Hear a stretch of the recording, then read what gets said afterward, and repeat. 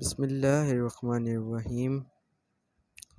وہاب صاحب اپنے بیٹے ابو ذر کو لینے کے لیے میدان میں پہنچے تو دیکھا کہ وہ اپنے کلاس فیلو اور دوست توصیف سے گپ شپ میں مصروف ہے۔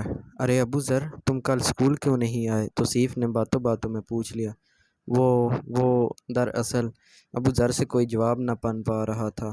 ہاں، وہ بات یہ ہے کہ مجھے کل بہت سخت سر میں درد تھا اور معمولی بخار بھی، جس کی وجہ سے میں اسکول حاضر نہ ہو سکا۔ آج کچھ صحت بہتر ہے، ابو ذر نے جھوٹ بول دیا۔ وہاب صاحب کو دکھ ہوا۔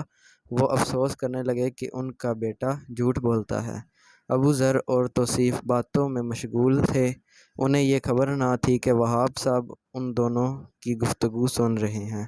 ابو ذر، تمہارے ابو آئے ہیں۔ توصیف نے وہاب صاحب کو دیکھ لیا تھا۔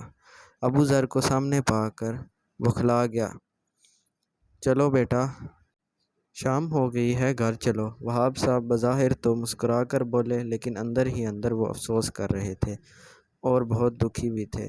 جی ابو، یہ کہہ کر ابو ذر ان کے ساتھ چل دیا۔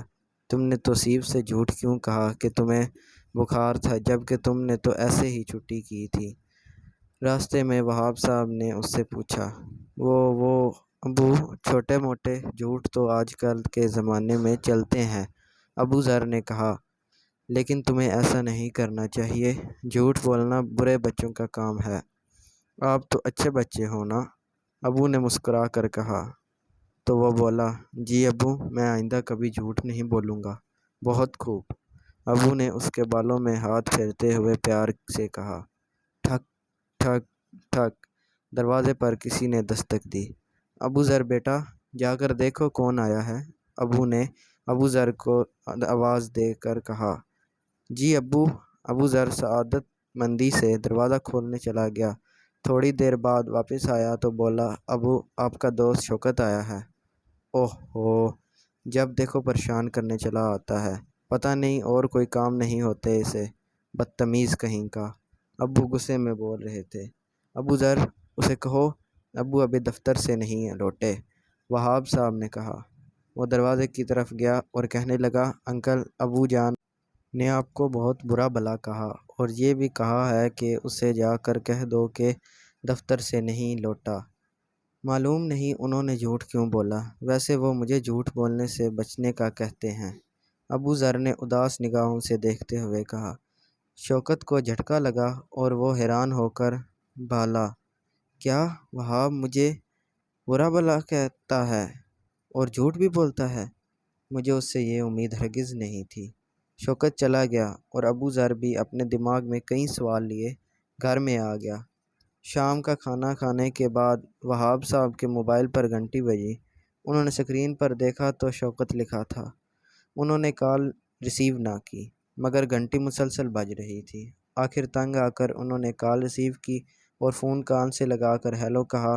دوسری جانب شوکت افسوس اور دکھ بھری آواز آئی، وہاب، تم سے یہ امید نہیں تھی، تم نے مجھے برا بھلا کہا، تمہارے بیٹے نے مجھے سب بتا دیا، اصل بات تو یہ ہے کہ تم دوستی کے لائق نہیں ہو، تم ایک نمبر کے جھوٹے انسان ہو، آج کے بعد تیری میری دوستی ختم۔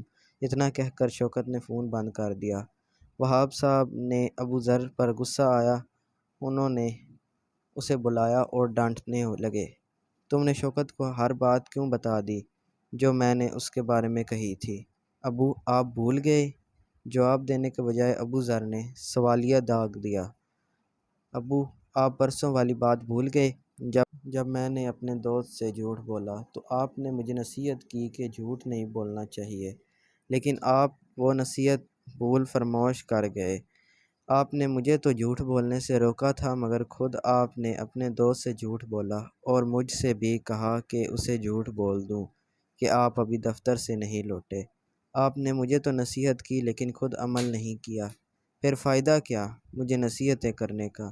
میں جھوٹ نہیں بول سکتا کیونکہ جس دن آپ نے مجھے جھوٹ بولنے سے روکا تھا اسی دن مجھے جھوٹ سے نفرت کرتا ہوں اور سچ کا ساتھ دیتا ہوں، اسی لیے میں نے شوکت انکل سے سب کچھ سچ کہہ ڈالا۔